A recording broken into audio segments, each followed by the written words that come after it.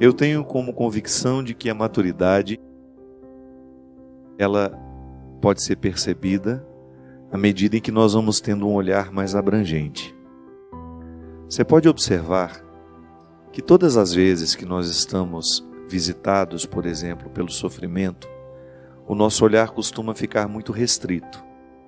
A gente só enxerga aquele ponto de dor, seja uma dor emocional, seja uma dor física.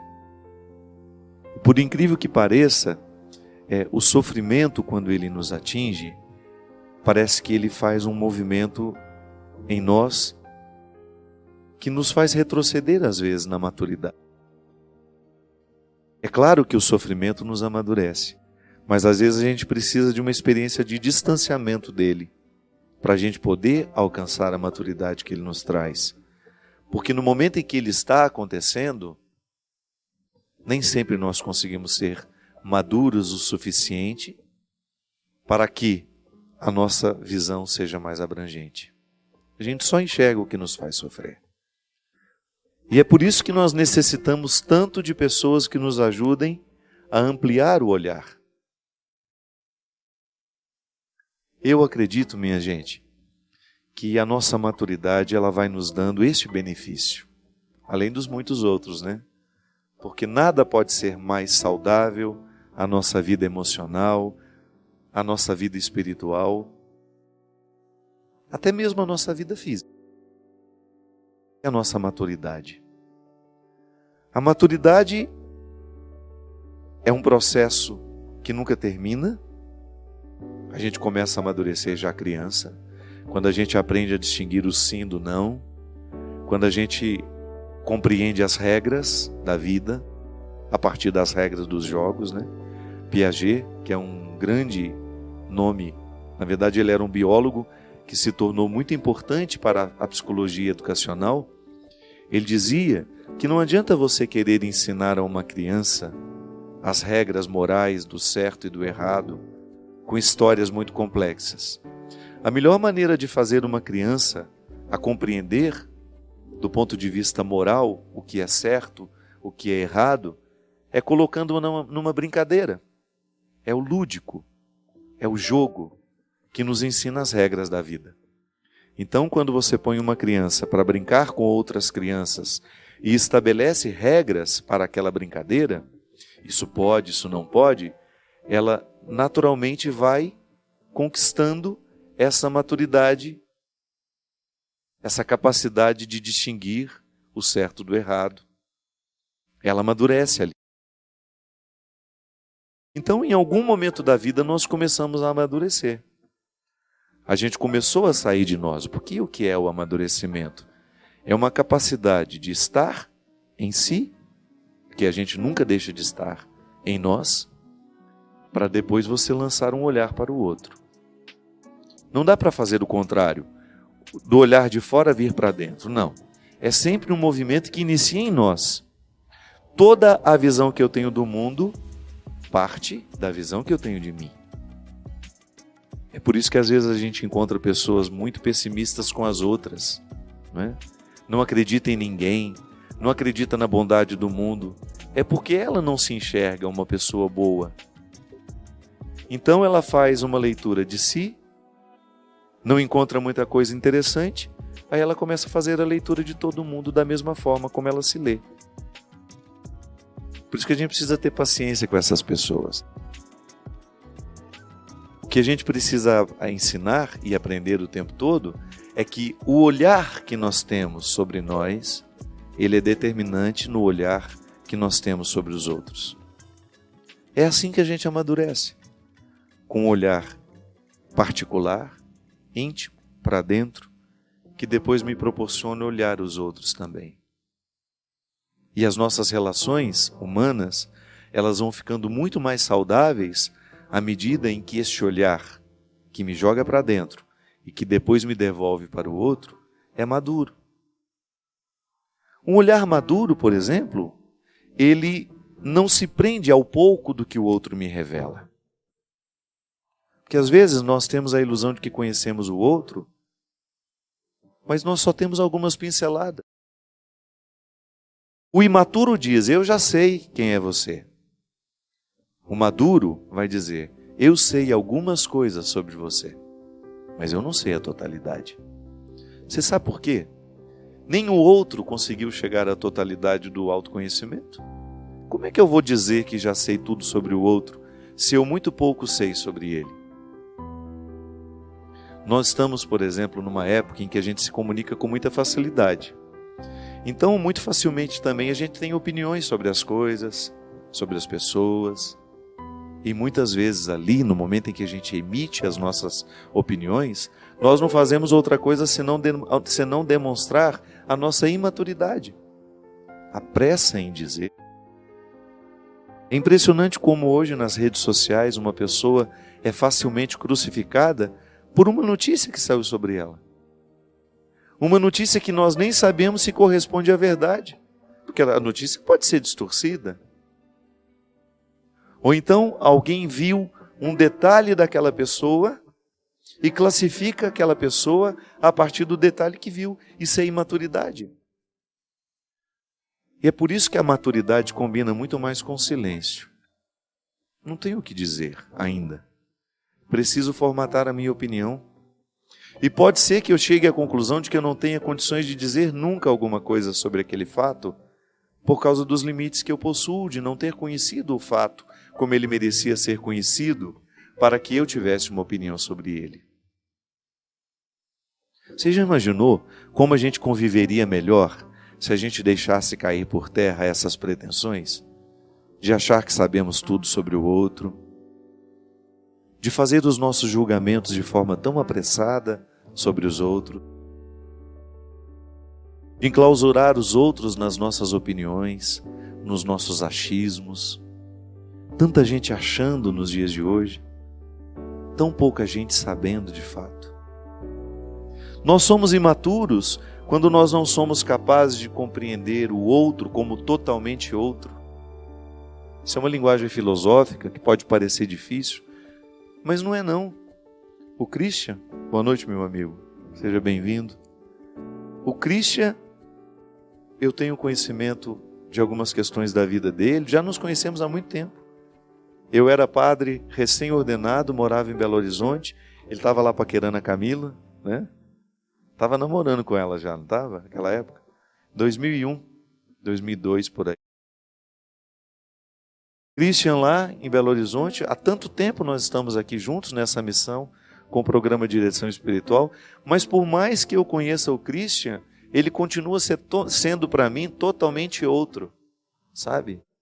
Isto é, a minha razão não abarca, a minha razão não pode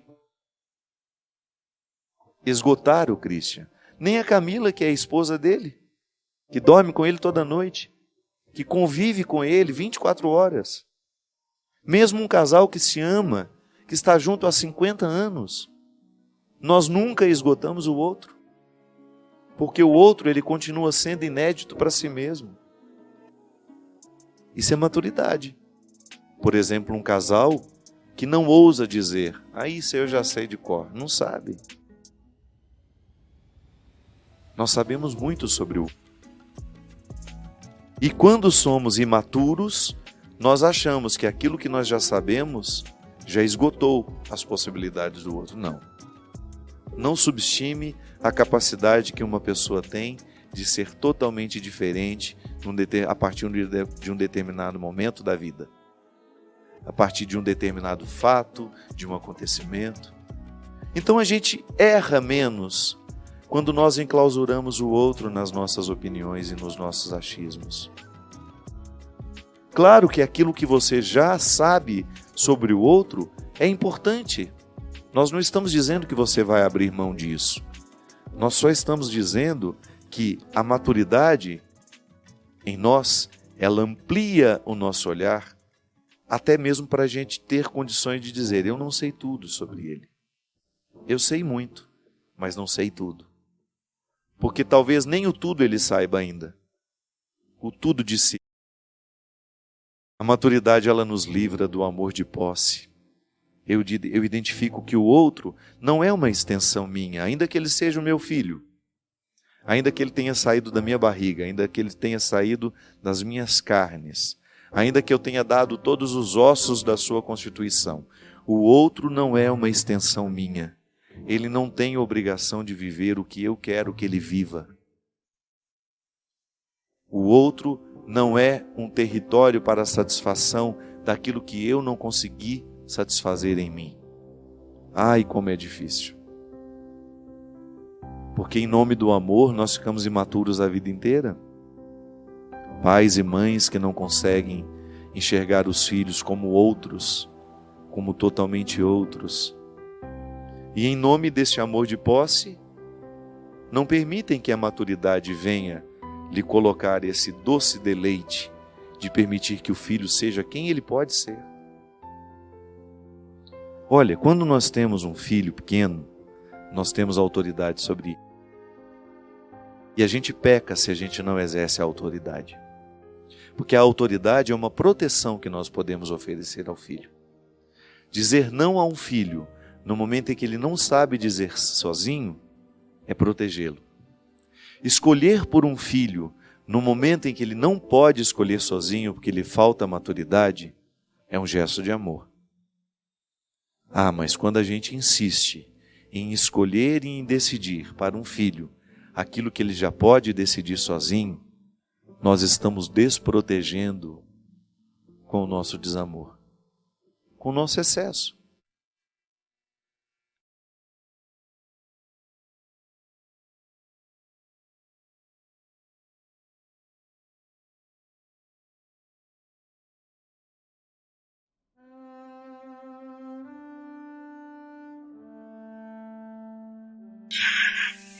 Padre Fábio, gostaria de saber a sua opinião quanto ao livro O Segredo, que tem como conceito: peça, acredite e receba.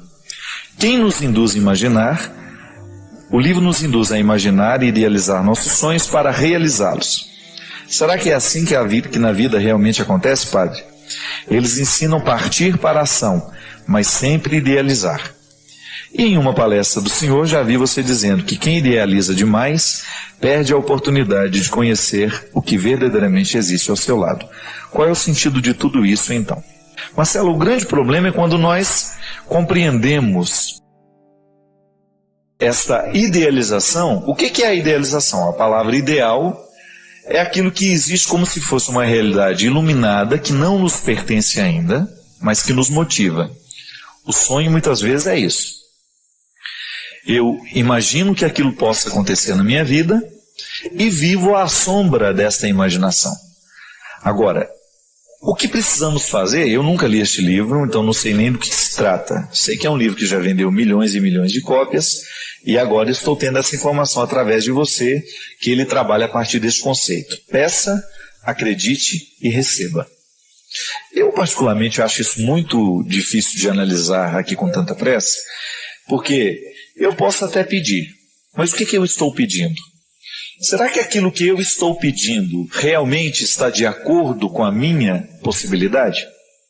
Tudo bem, aí eu vou acreditar que estou, e vou receber isso. Minha filha, longe de querer, a vida não pode ser mensurada dessa forma, né? Com essa clareza toda. A vida continua sendo um mistério. Agora, eu gosto de pensar que a minha pessoa, eu estou contextualizado entre sonho e realidade o tempo todo. Particularmente, tenho muito medo de sonhar grande demais, a ponto de nunca alcançar o que sonho e viver frustrado por causa disso, ou então sonhar pequeno demais e assim nunca chegar à realização humana que eu posso chegar. Então o que eu acho que o que vale a pena na vida é a gente descobrir qual é o papel que nós queremos desempenhar no mundo em que nós estamos situados. Qual é o meu papel neste mundo? O que eu posso fazer? Quais são as minhas possibilidades? Quais são os meus limites? E aqui nós entramos no terreno do autoconhecimento, que é importante demais. Se eu me autoconheço, se eu sei lidar bem comigo mesmo, se eu conheço as minhas aptidões e os meus limites, e eu escolho um lugar no mundo em que eu possa exercer bem essas aptidões que Deus me deu e, ao mesmo tempo, driblar um pouco esses limites para que eles não sejam determinantes, eu estou no caminho certo. Aí, o que eu peço? Eu peço aquilo que está de acordo com as minhas possibilidades. Não adianta nada eu pedir por um dom que eu sei que não pertence. Eu não posso, que não me pertence. Eu não posso ficar pedindo absolutamente nada para Deus que eu saiba que está sendo contrário à minha natureza. Porque Deus não vai trair a nossa natureza. Nós somos seres diferentes uns dos outros, dotados de particularidades. O que é que Deus faz crescer? Aquilo que você recebeu na particularidade. Então a gente precisa ter um limite para a gente compreender a vida com realismo, mas ao mesmo tempo com ideal. Eu acho que o ser humano ele é feliz à medida em que ele equilibra o ideal e a realidade. Eu não posso ficar preso só no ideal, mas eu também não posso ficar preso só na realidade. Eu tenho que ter essa mistura bem equilibrada dentro de mim. O que eu idealizo, aquilo que eu quero, a meta que eu estabeleci para chegar e aquilo que eu faço no meu dia a dia para que essa meta se transforme numa realidade. É assim que a gente constrói grandes histórias, não é assim? Não é verdade? Grandes homens, grandes mulheres nascem nesta luta constante para fazer com que o ideal estabelecido possa se concretizar. Porque, por outro lado, a gênese das frustrações está diretamente ligada à inadequação do sonho. Então a pessoa tem um sonho que definitivamente ela não tem possibilidade de realizá-lo. E aí, quando essa palavra possibilidades, ela também precisa ser explicitada. Quando eu falo das minhas possibilidades, eu estou contextualizando o que eu tenho como pessoa, os aspectos da minha personalidade, a minha sensibilidade, as minhas aptidões, mas eu estou falando também do meu contexto. É como querer ser patinador de gelo morando no Ceará. Onde que eu vou ter uma pista de patinação morando lá no sertão da Paraíba, não é?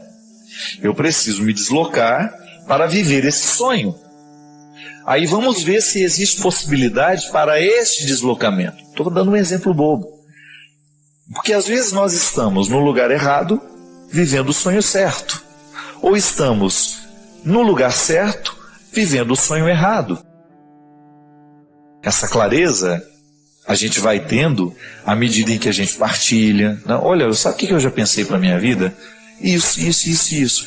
E aí, ouvindo pessoas que estão do nosso lado, que nos ajudem a refletir sobre aquilo que nós estamos querendo, a gente de repente chega a uma conclusão.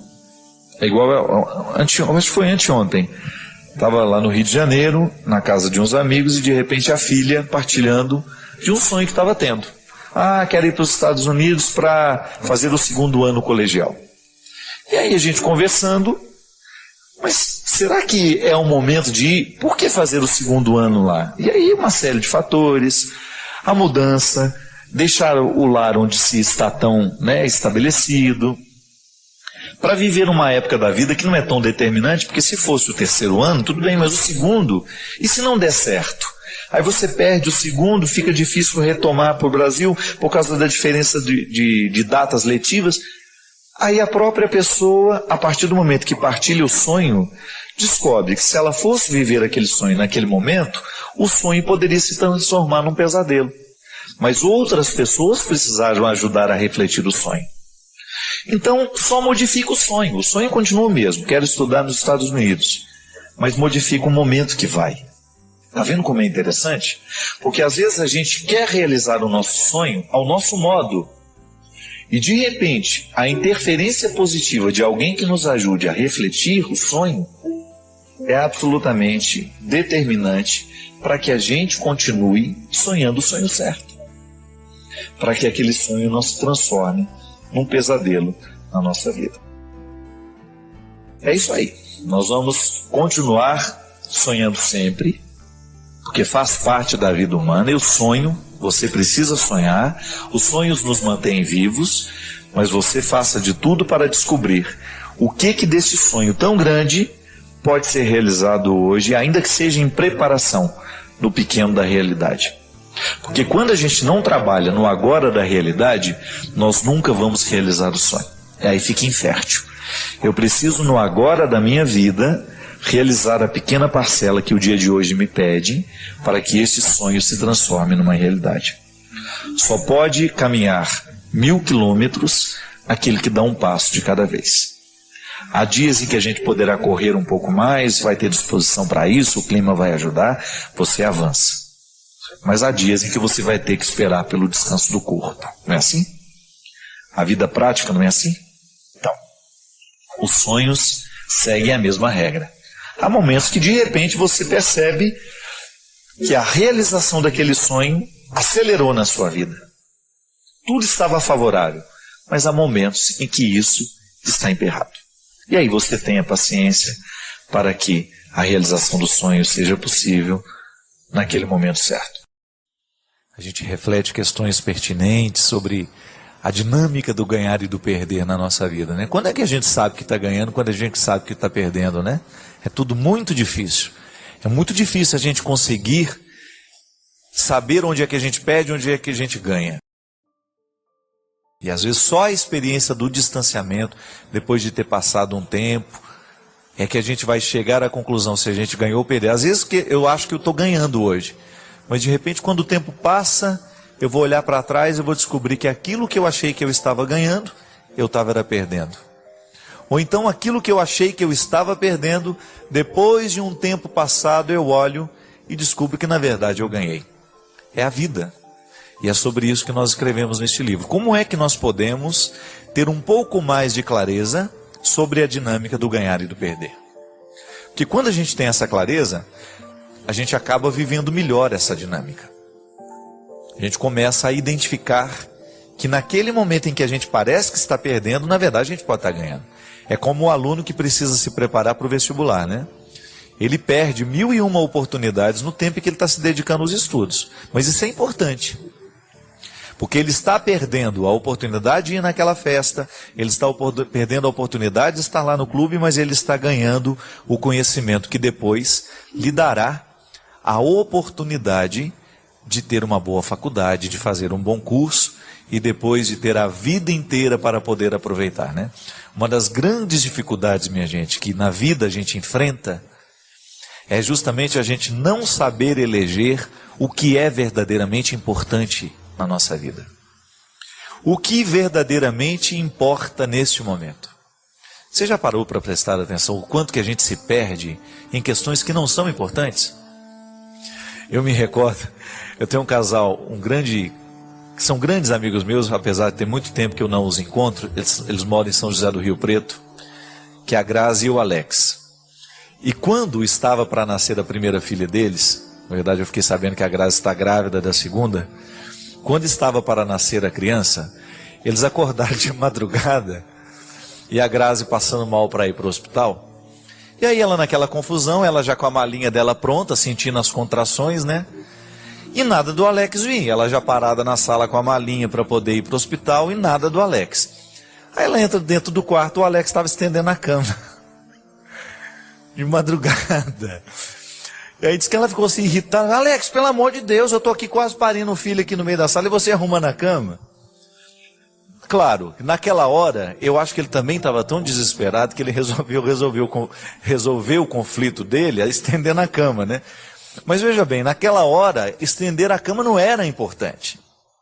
Ficasse bagunçado, quando voltasse, alguém iria arrumar. Mas às vezes a mesma coisa acontece na nossa vida.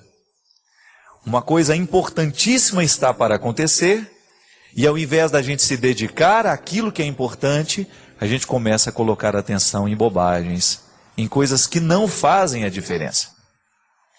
E aí, minha gente, nós perdemos a oportunidade de qualificar o momento presente, né? Quantas pessoas a gente encontra pela vida colecionando amarguras porque não souberam escolher bem naquele momento?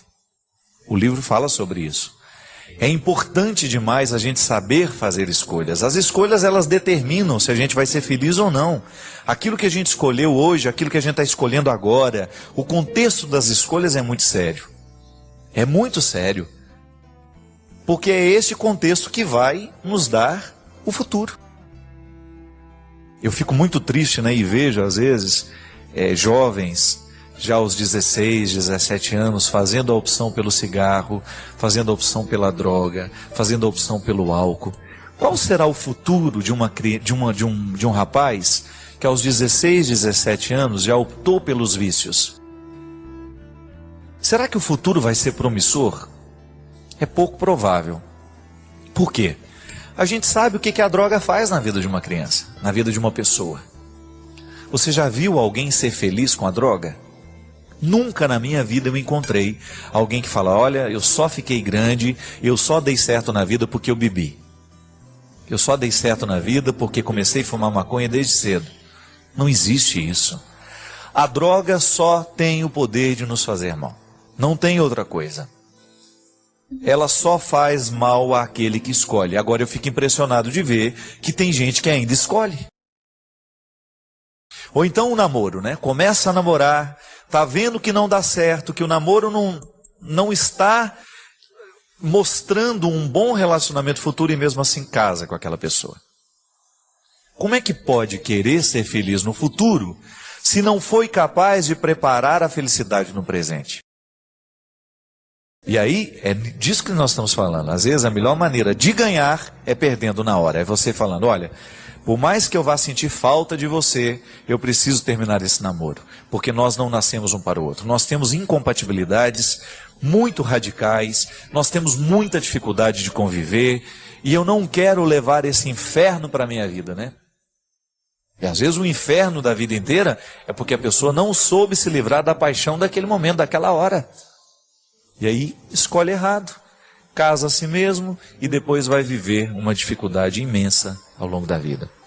Ou então não leva a sério o momento presente, não leva a sério o empenho que precisa ter, não educa o filho do jeito que precisa educar, não dispensa a ele o tempo que ele precisa.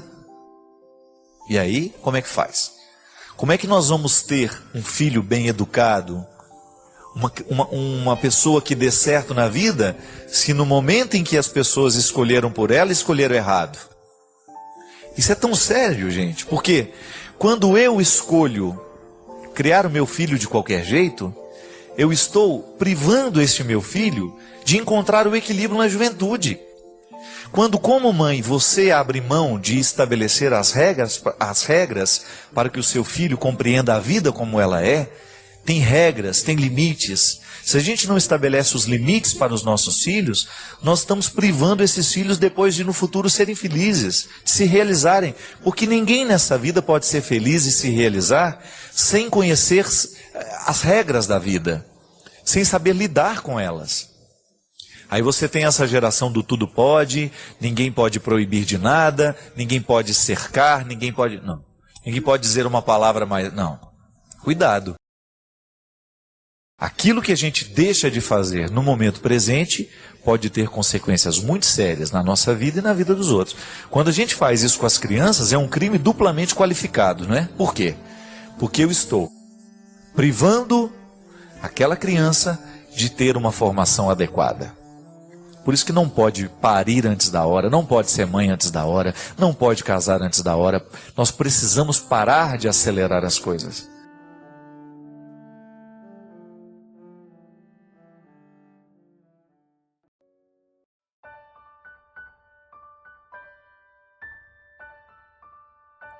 Padre Fábio, tenho 50 anos e depois que descobri o seu programa através de uma amiga, nunca mais deixei de assistir. Tem sido uma bênção na minha vida e da minha família.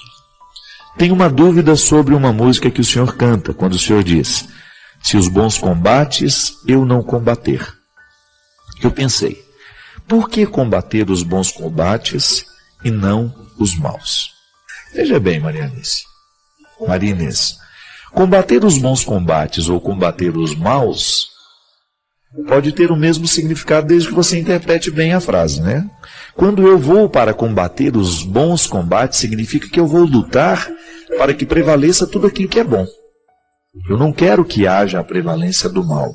Então eu vou cortar o mal pela raiz como? Na ação do bem. Então veja aqui. é uma ação de complemento. Toda vez que eu combato o bem, com o bem, né, não é combater para não acontecer.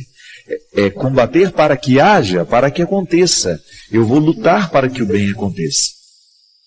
No avesso desta ação, que gera a bondade, que incentiva o crescimento da bondade, nós já temos naturalmente a neutralização das forças do mal.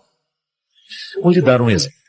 Eu trabalho com um grupo de 22 pessoas. O tempo todo eu viajo com 22 pessoas. Nossa equipe de trabalho é muito grande. E uma coisa que eu sempre digo para eles, aliás, a gente vive assim uma alegria tão grande de ser quem a gente é, de fazer o que a gente faz, de realizar a missão que a gente realiza, porque é uma satisfação o tempo todo no grupo. Nós temos uma prevalência de uma harmonia muito grande. O Christian sabe disso, já viajou com músico e sabe como é complicado ter essa harmonia, porque geralmente o artista e os músicos são artistas, são egos muito inflados, né? Às vezes é muito difícil de conviver. E nós temos, gente, uma alegria muito grande eu posso dizer, testemunhar isso para vocês, que eu sou muito feliz com o grupo que eu tenho o tempo todo do meu lado, por uma razão muito simples. Nós temos muita harmonia. São poucos os momentos em que a gente tem o registro de um estresse, de uma situação complicada. Não. Todo mundo muito, muito feliz, muito participativo. E eu sempre digo isso lá, olha minha gente, a nossa luta é constante. Por quê? Porque a partir do momento que nós, até ontem nos ensaios lá do DVD, eu estava no Rio de Janeiro, o Maurício, que é o nosso maestro, ele disse assim, padre, eu convivo mais aqui com o pessoal da banda que com a minha família. E é verdade. A gente passa mais tempo entre nós do que nas nossas famílias. E eu fico impressionado de ver o tanto que dá certo. Teria tudo para dar errado. A gente fica vendo, você sabe o tanto que a convivência no dia a dia, isso vai criando arestas, né? E aí eu falo, minha gente, a nossa harmonia não será quebrada se todos os dias nós renovarmos o nosso compromisso com a bondade. Se todos os dias a gente renovar o nosso compromisso, olha, nós não queremos que cresça entre nós o que é ruim. Então, se houve uma fofoca, um comentário maldoso, de alguém falando mal do outro, a gente não permite, é preciso que aquilo seja cortado na raiz. Isso é combater o bom combate. Isto é, você estabelece uma cruzada, né, uma luta para que prevaleça o que é o bom da vida. E quando você faz o trabalho, quando você exerce esse artesanato do bem, né, porque o bem é um artesanato, se você vai lá e faz com que o bem prevaleça, automaticamente você está impedindo a prevalência do mal. Essa é a luta de todos os dias, e não é só um privilégio e nem uma tarefa que eu tenho que viver. Todo mundo tem. Descubra aí onde é que está o seu grupo, quais são as dificuldades que você tem como grupo, e você vai saber muito bem onde é que você tem que trabalhar esse bom combate. Isso é uma questão de sobrevivência para nós, minha gente. Você já imaginou? Você trabalha num ambiente onde você tem lá 5, 6 pessoas. Se o mal começa a prevalecer, a vida fica insuportável. A gente fica vendo, né, a narração de tantas histórias violentas. Liga a televisão e você vai ver. É o relato todos os dias de crimes hediondos acontecendo entre nós, de uma onda de violência crescendo. Por quê? É a prevalência do mal? O mal de alguma maneira está muito grande entre nós. Por quê? Porque ele encontra adeptos. Ele encontra pessoas que, ao não combaterem para que o bem prevaleça, acaba dando um espaço para o mal. Porque é um problema muito sério, porque às vezes a gente acha que a maldade está somente em quem faz. Não, a maldade está também em quem é omisso com o bem. Se eu posso fazer o bem e não o faço, se eu me acomodo, então de alguma maneira eu estou permitindo que o mal prevaleça. Isso é complicado, sabe por quê? Porque às vezes nós corremos o risco de ficar com uma consciência adormecida, né? Você acha que, eu não faço mal a ninguém, mas também não promove o bem. Veja bem, é uma situação extremamente perigosa. É por isso que, volta ao início do programa, Quando a gente faz esse pacto com Jesus, nós estamos fazendo um pacto com a sociedade também, um desdobramento. Porque a partir do momento que eu tenho em Jesus um referencial para eu ser melhor, a sociedade onde eu vivo vai ser beneficiada com o meu jeito de ser. Se eu não sou um homem fofoqueiro, se eu não sou um homem que faço contenda, se eu sou um homem que não quero prejudicar ninguém, se eu procuro ser correto nas minhas coisas, se eu procuro ser correto com as pessoas com quem eu vivo, eu estou beneficiando o mundo com a minha bondade e naturalmente estou impedindo que o mal cresça dentro de mim. Agora, digamos que você não faz o mal, mas também não faz o bem. Você é um território neutro. E o território neutro é sempre perigoso. Eu sempre pensei assim, porque eu gosto muito de ler, né? Para mim, a leitura é um meio muito eficaz para a transformação do meu jeito de ser. Eu supero os meus paradigmas, né? O meu jeito de pensar é lendo. O que eu fico intrigado com a leitura? Por quê? Quando eu ocupo a minha cabeça com uma boa leitura, então tudo bem, estou aqui, eu sei que esse livro é bom, e eu tenho certeza que esse livro vai interferir em mim. O que eu faço? Eu ocupo a minha mente com aquela leitura boa. Automaticamente eu estou neutralizando, eu estou impedindo que as coisas ruins no mundo aconteçam e tenham espaço para crescer dentro de mim. É isso? Combater o bom combate. Com bons hábitos. Eu vou lá então começar a ter um estilo de vida um pouco melhor. Por quê? Porque eu mereço. Primeiro, no primeiro momento eu penso que eu mereço essa boa leitura. E consequentemente, porque faço uma boa leitura e tenho a minha vida transformada, eu começo então a transformar também os que estão ao meu lado. Combate o bom combate, luta pelo bem, impede o mal e ainda transforma o espaço que a gente vive. O mistério da encarnação, com o Calvário, tem ali o seu ápice, né? O momento em que o mistério da encarnação nos conecta, então, nessa nova oportunidade de vida nova que é a ressurreição. Então o Calvário é o ponto alto desta encarnação.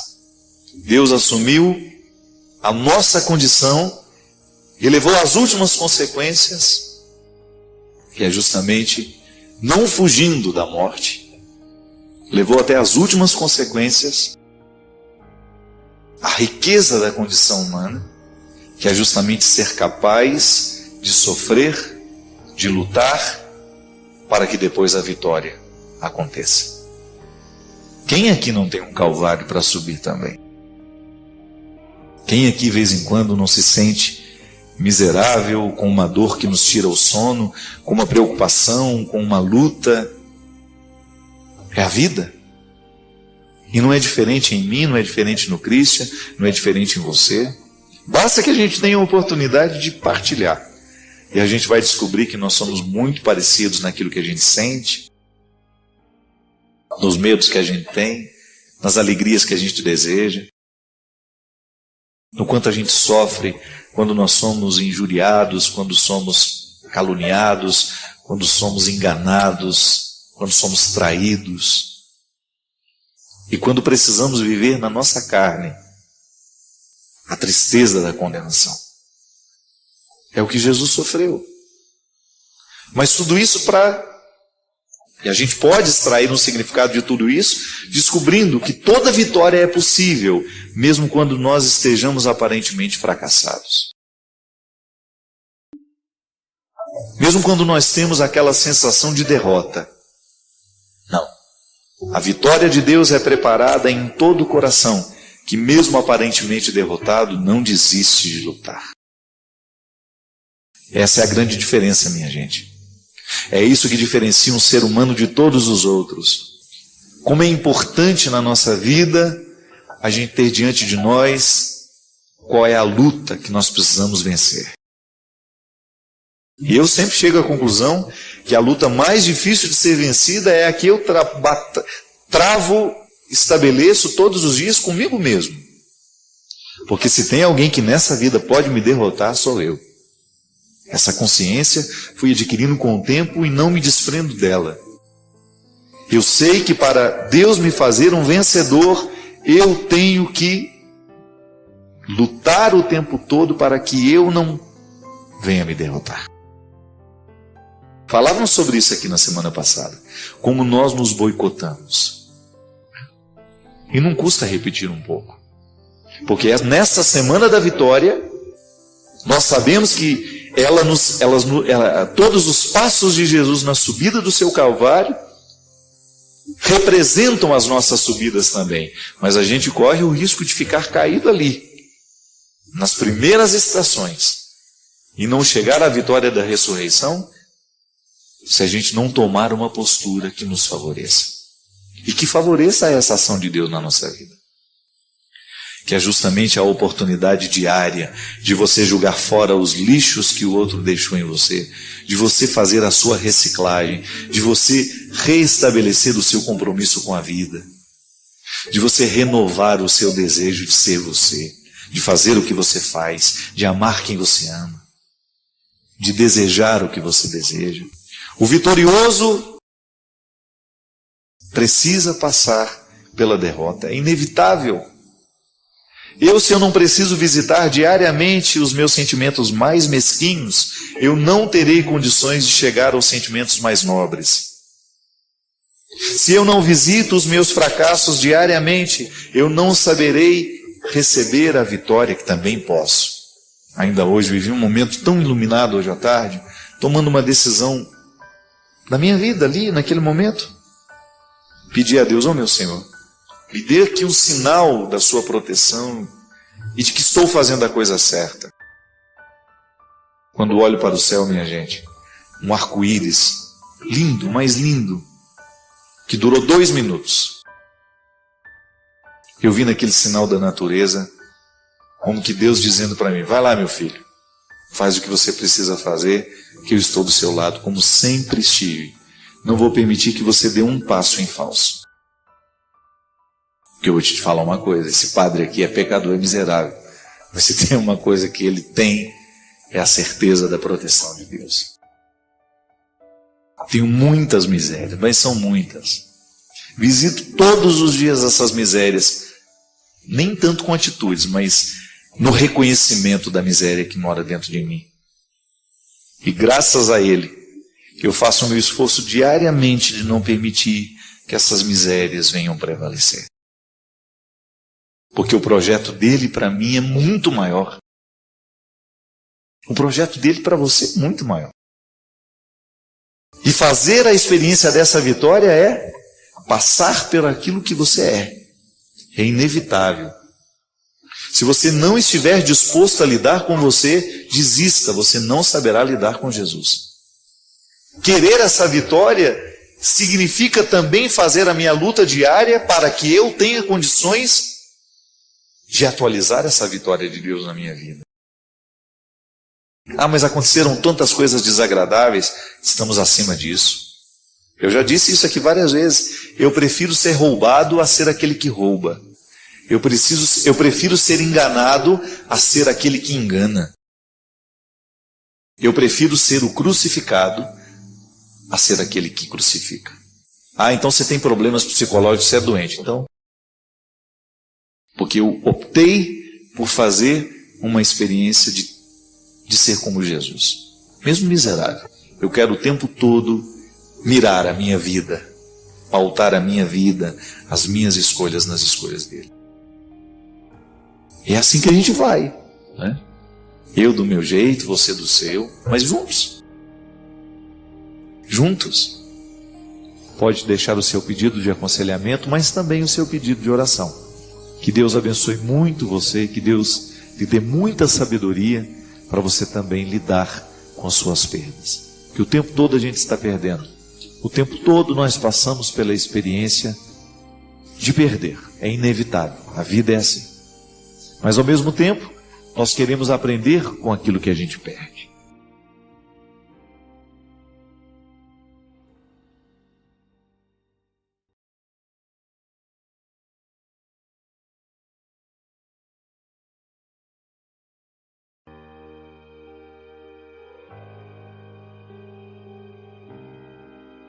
Deus não pode ser compreendido como alguém que está ali para nos conceder favores o tempo todo e a minha relação com Ele ser pautada nesse concedimento de favores.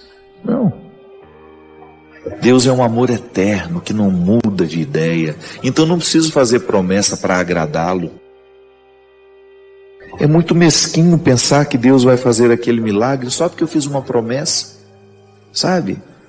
A nossa espiritualidade precisa amadurecer e pensar que o amor de Deus está sempre à nossa disposição. Ele não muda de ideia.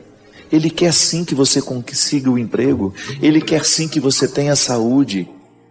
Deus não muda de ideia em relação àquilo que é bom para nós.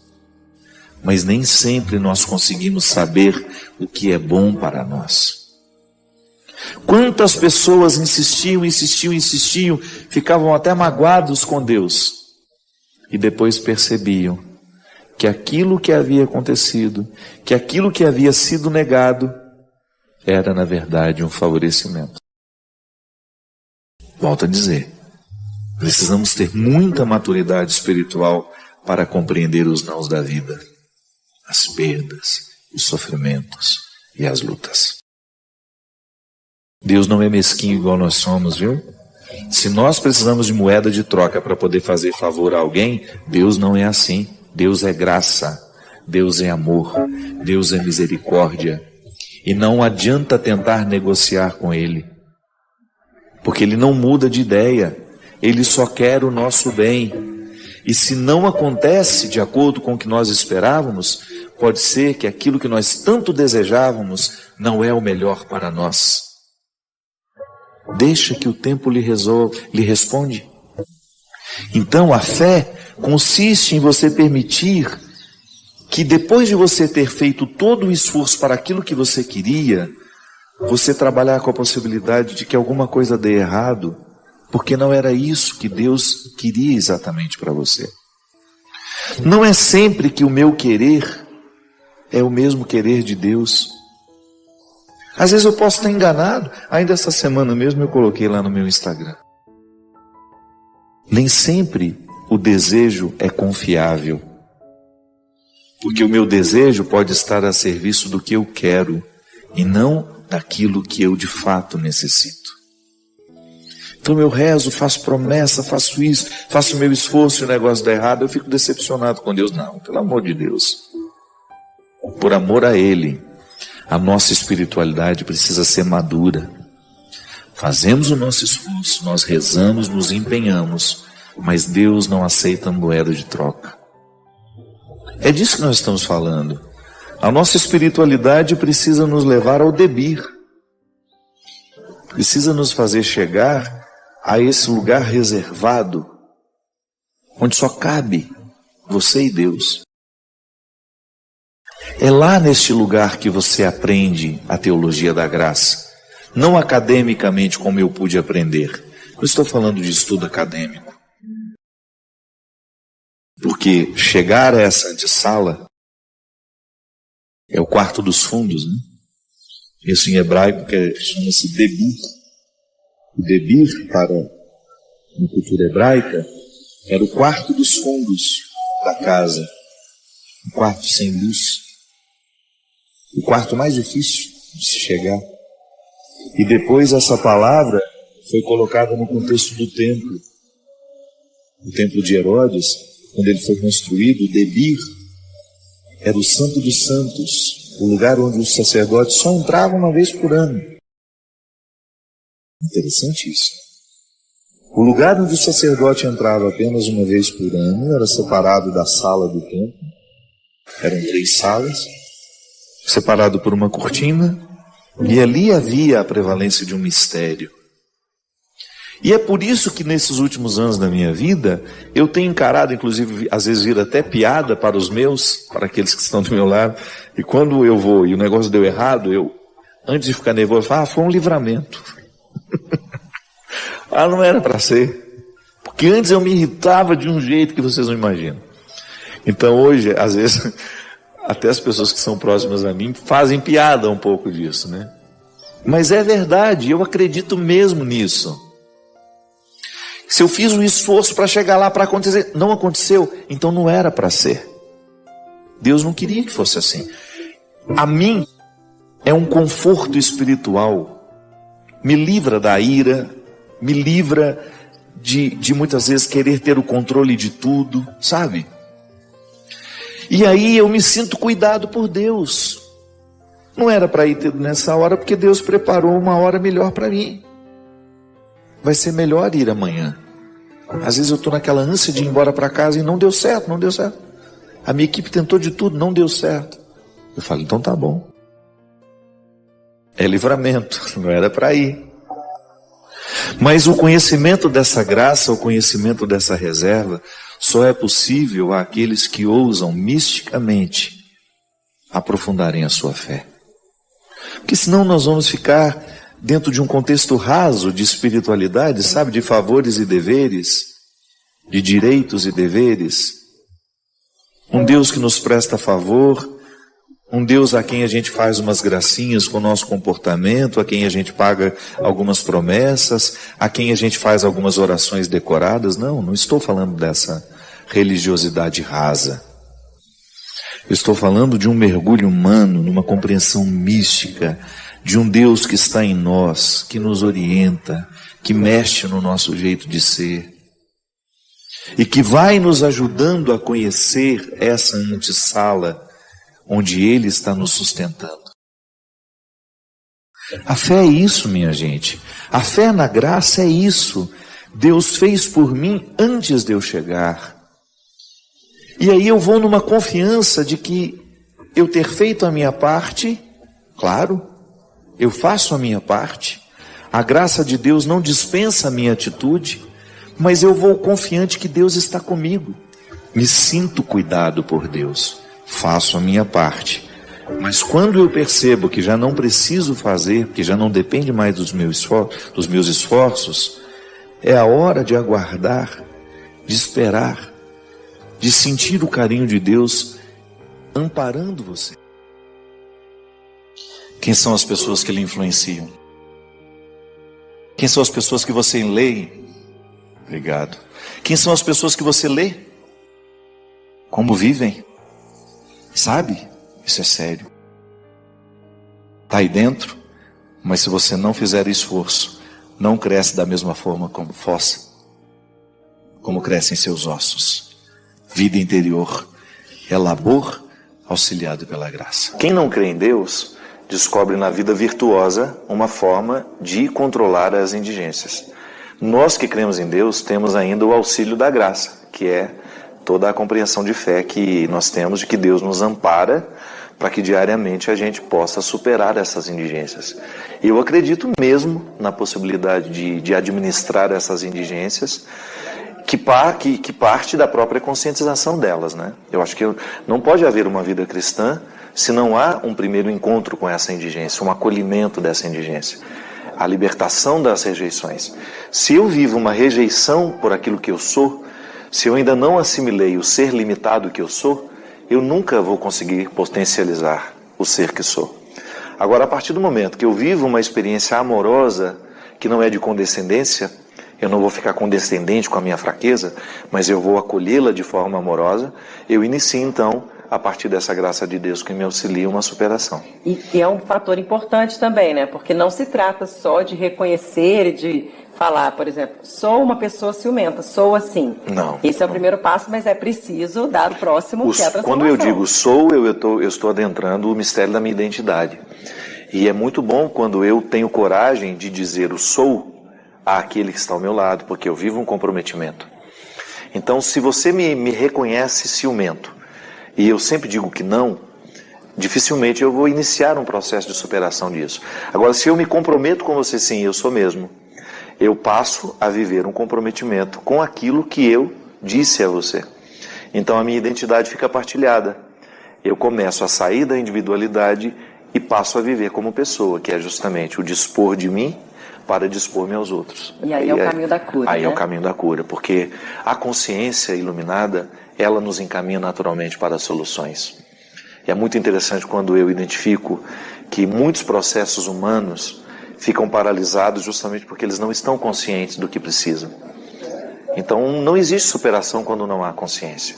Todo processo terapêutico parte do acolhimento daquilo que precisa ser curado. E se num processo a pessoa consegue detectar sentimentos de rejeição e tudo mais, a certeza de que nós somos amados por Deus pode ser um passo fundamental também, né? Porque a gente não tem nem mais direito de ficar sofrendo. Se ele me quer assim, justamente, se ele me quis assim, ele não tem dificuldade comigo assim, embora ele quer que eu traga para fora o que eu tenho de melhor, porque essa é a relação de pai e filho. Eu sempre gosto de compreender a minha relação com Deus a partir da experiência humana que me é possível. Eu não sou anjo, eu não tenho outra realidade para analisar e compreender Deus a não ser a minha realidade humana. Então, quando eu olho um pai livre, não aquele condicionado querendo que o filho seja quem ele quer, mas quando um pai reconhece que o filho está se encaminhando para ser quem de fato ele pode ser, não pode ter alegria maior para o pai. Então ele perceber a realização daquela criatura que ele pôs no mundo. A mesma coisa nós e Deus. Toda vez que eu me encaminho para tornar-me quem eu posso ser, Deus está feliz comigo e eu acabo manifestando através da minha felicidade, da minha realização. Pois é, parece até simples, né, gente? Mas por que a gente complica tanto? A teoria é simples, viu? Mas às vezes, você sabe que até mesmo nós não temos nem o esclarecimento da teoria, a gente estuda pouco. Tem muito a ser estudado. Tem muito que ser estudado. Eu acho que o cristianismo é uma fonte inesgotável de conhecimento. Isso é fundamental. Eu ter um conhecimento para que esse conhecimento me ajude a viver. E voltando ao tema da sua fala, livres da rejeição principalmente interna, né? É aquela que eu me ofereço, que pode ter sido reforçada pela mãe, pelo pai, pela professora, por aqueles que de alguma maneira tiveram uma autoridade afetiva sobre mim. Então, quando eu me torno conhecimento, me torno consciente, porque eu não posso exigir que uma criança seja consciente disso. Sim. Mas quando eu vou assumindo a maturidade e a capacidade de identificar em mim onde é que eu me rejeito e qual é a raiz dessa rejeição, eu tenho um processo terapêutico naturalmente encaminhado. Legal. Agora, só para a gente finalizar aqui, né, a questão do ciúme, eu achei muito interessante uma fala sua, que o ciúme coloca o ciumento numa posição desfavorável, mas diante de si mesmo. Diante dele não mesmo. Diante do outro, né? É muito desconfortável sentir ciúme, né? Eu posso até fazer mal ao outro com o meu ciúme, mas o principal prejudicado sou eu mesmo. Porque eu perco a paz, eu não durmo, eu fico olhando o tempo todo, eu fico investigando. Então isso é muito desconfortável viver assim. É verdade. Tenho sede da tua graça, cada dia mais. Sou mais forte e vou mais longe quando aqui estás. Com palavras de amor, te adoro, Senhor. Hoje livre estou. Obrigado pela sua companhia. Derrame sobre nós a bênção do Deus Todo-Poderoso, Ele que é Pai, Filho e Espírito Santo.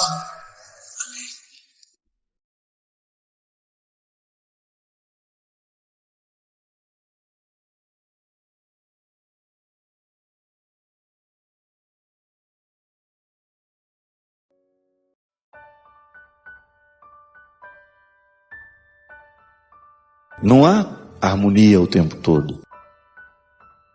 A vida, justamente por ser viva, ela é movimento. Heráclito, um filósofo dos primeiros, né, que nós tivemos na história da filosofia, ele dizia que a vida é devir, isto é, estamos em processo de vir a ser, em constante movimento. Ele dizia, é impossível você se banhar 2 vezes na água de um mesmo rio. Porque quando você pula, ele é um. Saiu, ele já é outro. Enquanto você está ali, o rio está passando. É movimento. E enquanto o rio é movimento, ele é também caótico. Ele está fora da ordem. Mas ele também é belo. Ele é refrescante, ele é saudável. Há sempre as duas realidades, o tempo todo a serem observadas. É uma pergunta que eu gosto sempre de me fazer, né? O que eu causo nas pessoas quando eu chego num ambiente? Sim, porque eu também me identifico como aquele que traz confusão, como aquele que retira a paz, como aquele que arruma encrenca. Sim, eu não estou livre disso. Mas eu não quero ser isso. Às vezes você percebe algumas pessoas tão acostumadas a serem assim, não se problematizam mais. O ambiente está bom quando ela chega, fica pesado, crítica demais, apurrinhadora, enjoada, aborrecida. Não precisa ser assim. Eu vou ter que lidar o tempo todo com precariedades, com realidades caóticas, porque nós somos assim. Eu tenho em mim uma natureza que pode ser harmoniosa. Luto para isso. Eu busco no meu dia a dia estabelecer dentro das minhas condutas, dentro da agenda do dia, eu procuro colocar o meu autoconhecimento, a oportunidade de aprender a lidar comigo, para que cada vez mais eu saiba conhecer os meus mecanismos, o porquê que sinto assim, porquê que sou indeciso, porquê que tenho facilidade de me irritar com aquele tipo de realidade, com aquele tipo de estímulo. Vou fazendo o meu dever de casa, mas eu não deixo de ser caótico. Eu caminho na direção de uma harmonização de tudo isso. Mas o tempo todo eu me experimento caótico. Às vezes nós nos tornamos pessoas pesadas para os outros porque nós não temos sensibilidade de perceber que estamos assim, que estamos acostumados a ser assim. De tudo reclamamos, para todos reclamamos. Perdemos já não temos mais a percepção do quanto que nós reclamamos. E é claro que nós, sendo assim, nós nos tornamos um peso para o outro. Porque ninguém gosta de ficar ao lado de uma pessoa que reclama o tempo todo. Ou então nós nos tornamos fofoqueiros e já achamos natural fazer fofoca o tempo todo, comentar da vida alheia o tempo todo. Chegamos num ambiente, não provocamos outra coisa senão a fofoca. Não provocamos bons frutos, o que é lamentável. Nós desperdiçamos a oportunidade de transformar o ambiente com a nossa vida, com o nosso jeito de ser. A vida é assim. A vida tem contrários, como bem diz a canção. O direito tem um avesso, o de graça tem seu preço. E eu preciso identificar no meu dia a dia todas essas realidades, compreendê-las e absorver o que é favorável de tudo isso. Porque às vezes a gente tem uma tentação de pensar que o contraditório não pode nos favorecer. Pode sim. Quando eu experimento a minha contradição, quando eu experimento a minha hipocrisia, quando eu experimento a minha transgressão, ali eu tenho a oportunidade de aprender boas regras. Na minha fraqueza é que sou forte, São Paulo dizia. É o discurso da contradição. Eu sei que você vive os mesmos desafios que eu, porque nós somos iguais. Podemos até estar em estágios diferentes, mas em algum momento da vida nós já fomos iguais. Tivemos os mesmos medos, nos alegramos pelas mesmas causas e enfrentamos os mesmíssimos desafios. E um deles é este: nós conseguirmos extrair de nós, conseguir arrancar lá do fundo dessa humanidade tão machucada a coragem para que o Evangelho se torne uma realidade muito viva em nós. Eu acredito que quanto mais maduro a gente fica, maior é a nossa capacidade de conviver com os contrários da vida, mesmo porque eles estão por toda parte. Se tem uma coisa que a gente precisa perder naturalmente, é a visão ingênua das coisas. A primeira visão ingênua que a gente precisa vencer é de que tudo será como a gente quer que seja, né? Começa por aí. Já é um salto de maturidade quando a gente descobre que não, o mundo não vai girar, as coisas não vão ser do jeito que a gente imagina que tem que ser. Toda a realidade está imersa num processo vivo que dá a ela uma característica de ser também caótica. É essa oportunidade diária que nós temos de oferecer ao outro o que Cristo já fez no nosso coração. As barreiras que Ele já derrubou dentro de nós, ou tudo aquilo que nós já conseguimos alcançar de nós, por força do empenho diário, de poder escolher entre aquilo que nos foi dado geneticamente e aquilo que nos foi condicionado socialmente. Esse espaço de escolha como uma oportunidade maravilhosa de você trabalhar o seu temperamento, de você vencer os obstáculos que você tem na sua história pessoal, que lhe foram dados por outras pessoas. E a maturidade é justamente quando você começa a compreender o mundo sem as ilusões de que tudo será harmonioso. Vencer essas ilusões, essas compreensões infantis, primárias em nós, é tão fundamental até mesmo para a gente estabelecer bons relacionamentos, né? Você precisa partir do princípio de que você pode amar uma pessoa, que você pode estabelecer um vínculo com ela, mas que não será perfeito. O único amor perfeito que existe é aquela rosinha que existe nos jardins. É o único que a gente conhece. Todos os outros são marcados por qualidades e limites. E só é possível viver o amor, viver os bons relacionamentos, se a gente tiver essa consciência iluminada de que não serão perfeitos. Aqui, hoje nós estamos falando que muitas vezes o nosso amor pode ser fruto da nossa carência. É disso que Jesus fala. Quando eu não sou livre para amar, quando eu estou amarrado às minhas necessidades, eu quero amar para ser amado também. Eu quero amar para ser admirado pelo outro. Eu quero fazer um gesto de caridade para que isso possa repercutir e os outros venham me admirar. É toda uma preocupação com a exterioridade. O amor que eu amo tem que primeiro agir nas dimensões mais profundas da minha vida. Lá onde tudo é bastidor. Lá onde não existe publicidade. Nós estamos justificados o tempo todo. A gente finge ser cristão o tempo todo. E fingimos bem.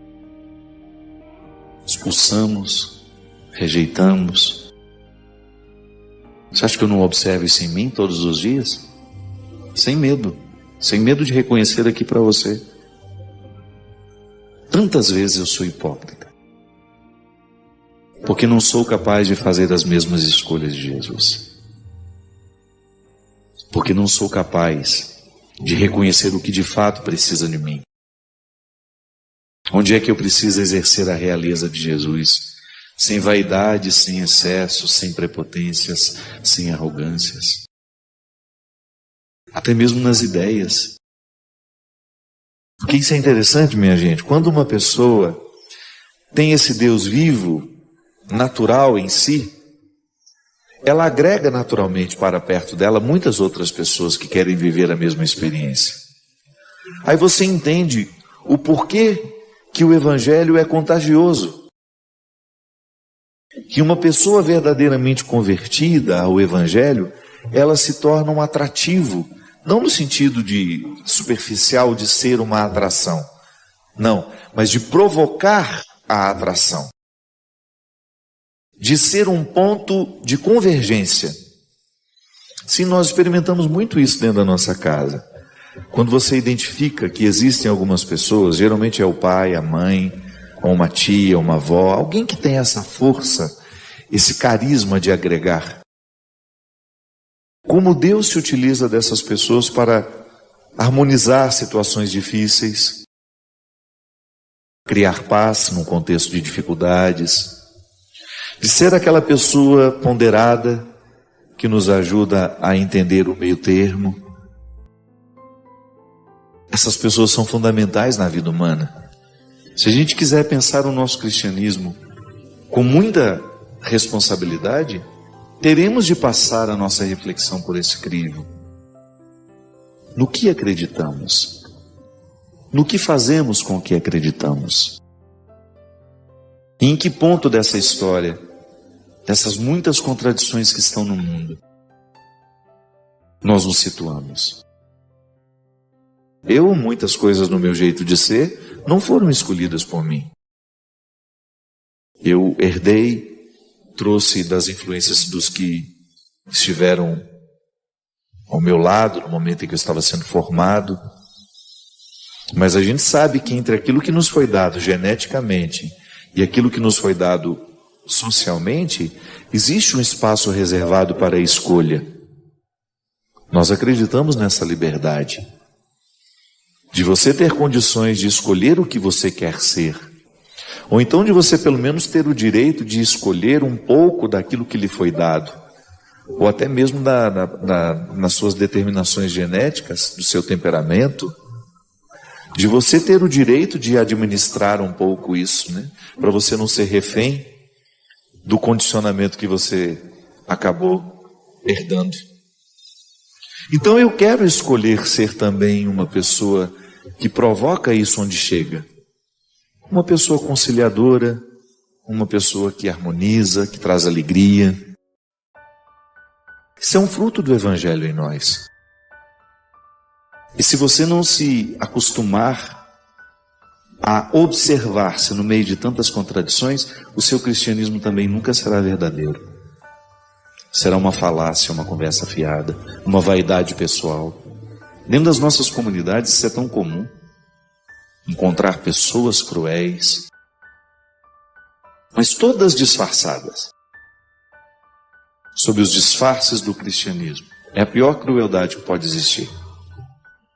Porque se você lida com uma pessoa sabendo que ela é má, agora quando você lida com uma pessoa disfarçada de boazinha, exercendo-se em seu papel, ela sendo ela, né? Arquitetando toda aquela crueldade, isso é extremamente destruidor. Você destrói a fé de uma pessoa assim. De nada vale a gente fazer para o outro ver que estamos fazendo, minha gente. O que de fato transforma é aquilo que repercute dentro de nós, da nossa oração, do nosso jejum. Não rezo para o outro ver que eu estou rezando. Não, eu rezo é para que o Deus que está no escondido possa ser encontrado pelo meu coração. Eu não faço jejum para que o outro fique me admirando. Não, não. É para que esse jejum repercuta na minha alma. É para que esse gesto de caridade tenha uma repercussão dentro de mim e me faça avançar na direção desse cristianismo cada vez mais maduro. Não quero alimentar em mim uma religiosidade, uma espiritualidade desumanizada, sem repercussões humanas. Não faz sentido. Este Deus que eu preciso buscar está no escondido. O cristianismo, minha gente, nos coloca educação, nos coloca gentileza. Então antes de fazer um discurso, eu estou vivendo. E é vivendo que as pessoas vão me identificar como cristão ou não. Se o nosso cristianismo necessitar do nosso discurso o tempo todo para que a nossa identidade cristã seja dita ao mundo, alguma coisa está errada. Esse poder transformador que é o cristianismo em nós, que nos ilumina para ser um sinal de vida na vida do outro, esse cristianismo é vivo, ele é existencial. O cristianismo começou porque eles eram proibidos de se manifestarem. Ele começou nas catacumbas, lá onde os mortos eram enterrados. Depois que o cristianismo foi para as catedrais, para os lugares lindos, muita gente esqueceu das catacumbas. Mas o verdadeiro cristianismo se faz nas catacumbas, quando nós descemos na miséria e somos encorajados pela força do Espírito a iluminar tudo o que é miserável, para que isso seja transformado pela misericórdia de Deus. Somente depois a gente tem o direito de subir e celebrar na catedral. Quem não vive a dimensão silenciosa, obscura do seu cristianismo, jamais vai admirar e compreender o verdadeiro significado da catedral.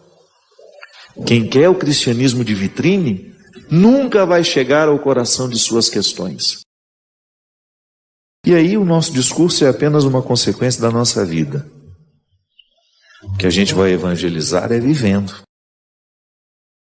O vizinho vai saber que nós somos uma família cristã pela nossa capacidade de ser uma vizinhança saudável, amiga, fraterna, solidária, capaz de respeitar as regras sociais.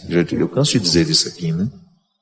Quando eu ponho fogo no meu quintal, além de prejudicar o meio ambiente, eu estou prejudicando a saúde de quem mora do meu lado. Quando eu ponho um som alto na minha casa, eu estou desconsiderando que de repente possa ter alguém precisando descansar do lado, que não gosta da mesma música que eu. Quando eu não sou capaz de viver socialmente as regras que tornam a vida suportável, eu estou abrindo mão do meu cristianismo. Quem quiser a vitrine do Evangelho,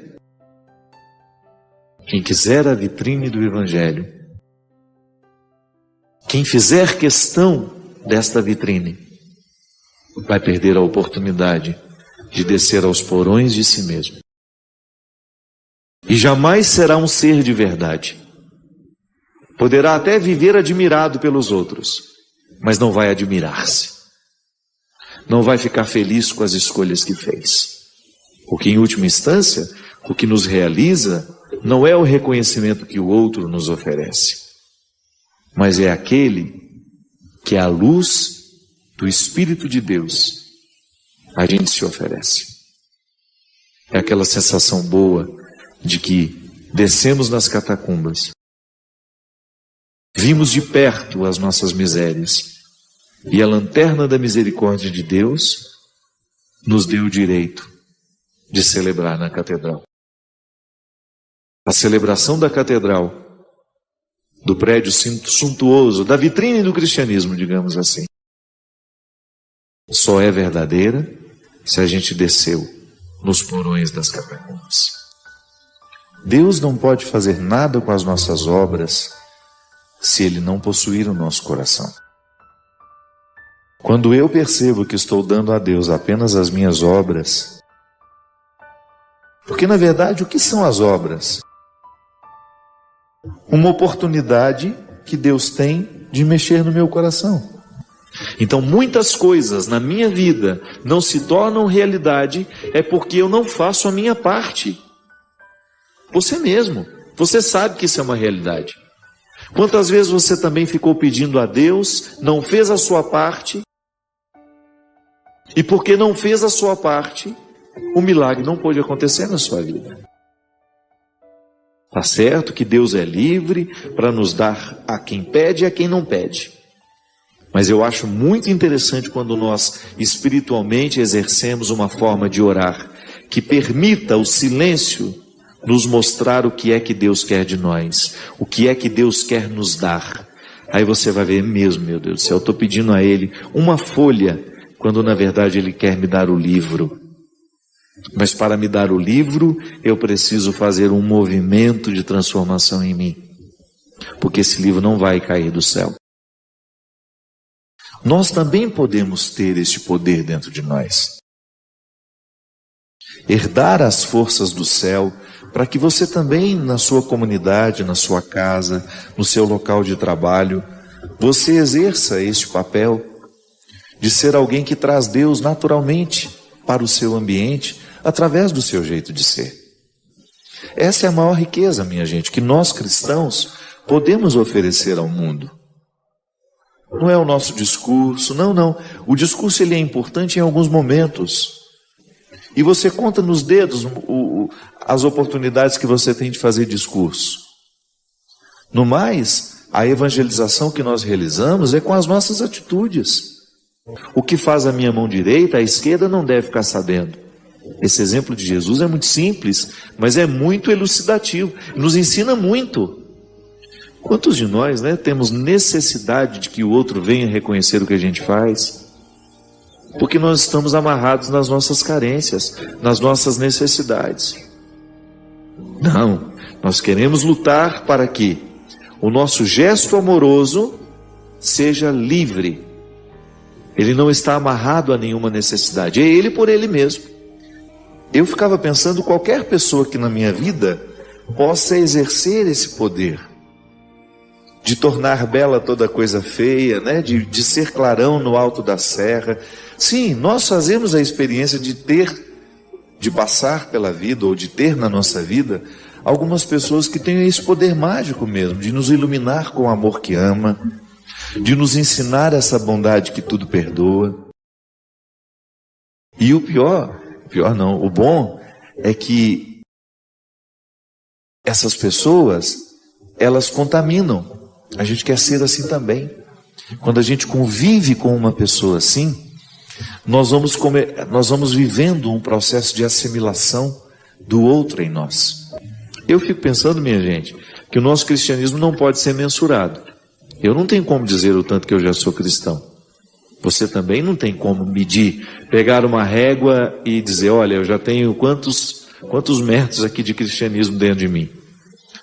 Mas há um termômetro interessante. É só a gente se perguntar se a gente também perdoaria o filho pródigo. É uma boa forma que a gente tem de avaliar o nosso cristianismo. Está aqui no Evangelho. Você perdoa aqueles que te magoam? Você perdoa aqueles que te ofendem? Ou você é um poço de mágoa? Aqui, ó. Uma frasezinha simples que Jesus é um tapa na cara da gente. Que às vezes nós ficamos querendo compreender a complexidade das coisas, fazendo muitas perguntas sobre Deus, mas a gente não tem coragem de perguntar a nós mesmos isso. Eu perdoo da mesma maneira como quero que Deus me perdoe? Ou eu ainda não sou capaz de ter um coração simples, amoroso, que entende o mal que o outro tantas vezes está pronto para cometer? Mas veja bem como é interessante.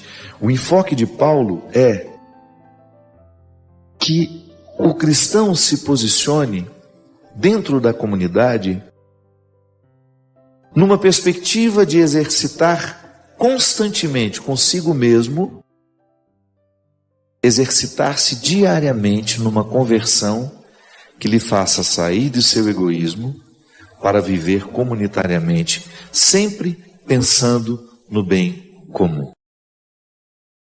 Quando eu penso no bem comum, eu tenho que necessariamente abrir mão do meu mau humor, da minha falta de caridade, da minha falta de justiça, da minha fofoca, porque senão eu não construo o bem comum.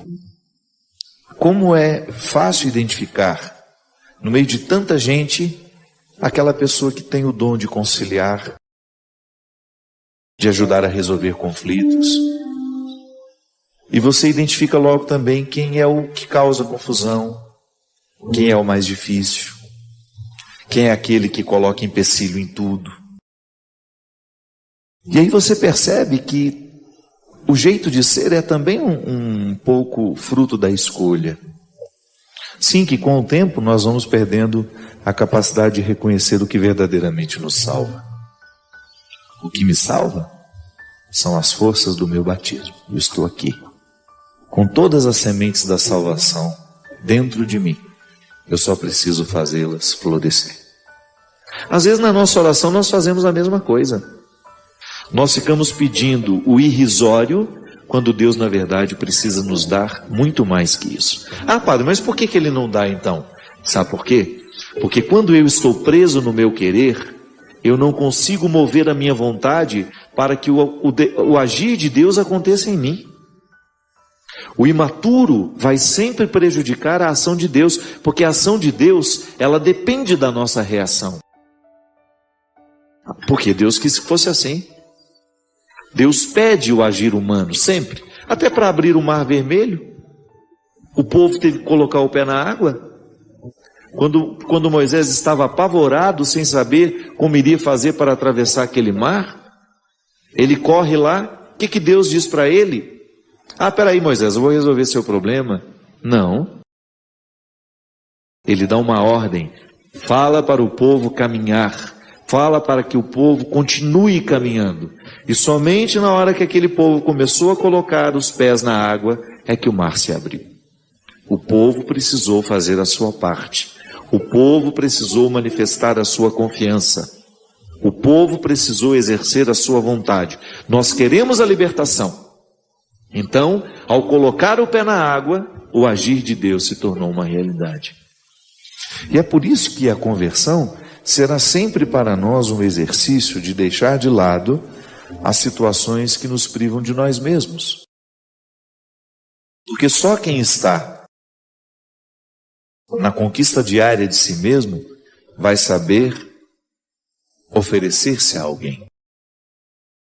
Caso contrário, se não houver essa busca pessoal por ser de si mesmo, nós não teremos condições de nos oferecer a alguém. E nós não saberemos entender essa liberdade cristã. Uma palavra errada que você diz a um filho,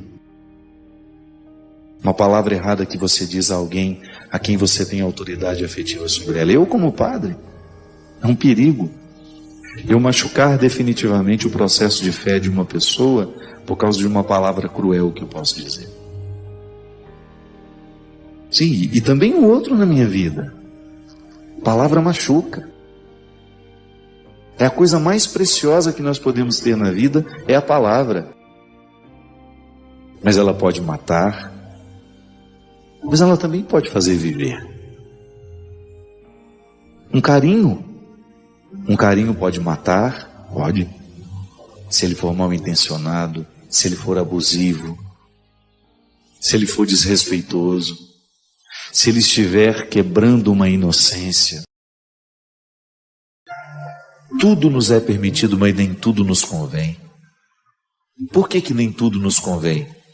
Porque se eu identificar que aquele comportamento, que aquela escolha vai me prejudicar na minha relação com a minha família, com a minha casa, com aqueles que diretamente estão ligados a mim, por amor a eles, eu preciso não aceitar. Eu preciso retirar da minha história. Livre-se. Livre-se do cristianismo de vitrine. Não transforma ninguém. Queira o cristianismo que te coloca uma única lanterninha na mão, que é a misericórdia de Deus, para você ter condições de descer ao porão das suas necessidades, dos seus pecados, das suas misérias. Não se iluda com a vitrine, lá onde você está bonito, iluminado e admirado pelos outros. É lá no fundo, é no calabouço. O cristianismo é um movimento que nos faz descer as escadas. Quanto mais eu desço essas escadas, mais eu vou conhecendo as estruturas da minha vida. E volto a dizer, quando nós vivemos os benefícios dessa transformação que o Evangelho nos traz, aqui inclusive tem uma passagem que eu gosto muito. São Paulo chama isso de trazer para a vida do homem a glória de Deus. Então eu, na oportunidade que eu tenho de substituir as minhas realidades humanas, que são naturalmente precárias, porque eu sou humano, por mais que eu consiga ser uma pessoa boa, eu sempre tenho a minha natureza humana que é invejosa, encrenqueira. Então eu tenho um contexto de realidades humanas que eu preciso administrar o tempo todo. Mas a minha vocação cristã me coloca na possibilidade de ter essa glória de Deus em mim. Mas eu preciso buscá-la, tornar-se um referencial de pessoa que é capaz de converter o que é feio em bonito, de acender uma luz por onde passa, de ser uma luz no alto da serra. Sim, minha gente, nós não temos outra pretensão. É essa. Então eu quero ouvir esse conselho de Jesus aqui. Eu não quero dar ordens a Deus. Eu quero ouvir dele o seu conselho. E o momento de oração, o momento da contemplação, é um momento privilegiado de ouvir a voz do Senhor na nossa vida. É claro que na nossa oração nós temos o direito de dizer a Deus o que a gente quer, o que a gente precisa. Mas o silêncio, ele será muito mais eficaz, sabe por quê? Porque nem sempre a nossa palavra alcança o que de fato a gente precisa pedir a Deus. Porque pode ser que o que eu queira que Deus faça para a minha vida não seja o que de fato eu preciso. Às vezes o meu querer é muito superficial. E eu fico insistindo em pedir a Deus aquilo que eu quero. E pode ser que ainda não tenha acontecido e eu fico chateado com Deus, mas é porque aquilo que eu quero não é o melhor para mim. Então é tão mais interessante a gente ficar diante de Deus, dando a Ele a liberdade de nos mover, né? De nos dar aquilo que de fato a gente precisa, ainda que a gente não saiba o que é. Sim, precisamos tomar cuidado com isso.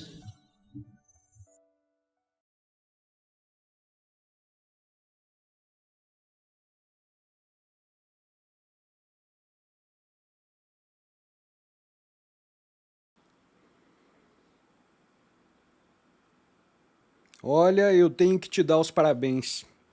Você chegou até o fim de um vídeo denso e sem atalhos. Isso exige atenção, abertura e coragem. Então, deixa nos comentários a sua cidade ou então alguma citação que te marcou. Se sentir que esse conteúdo pode ajudar alguém, compartilhe com essa pessoa. Valeu, um grande abraço e até mais. Tchau, tchau.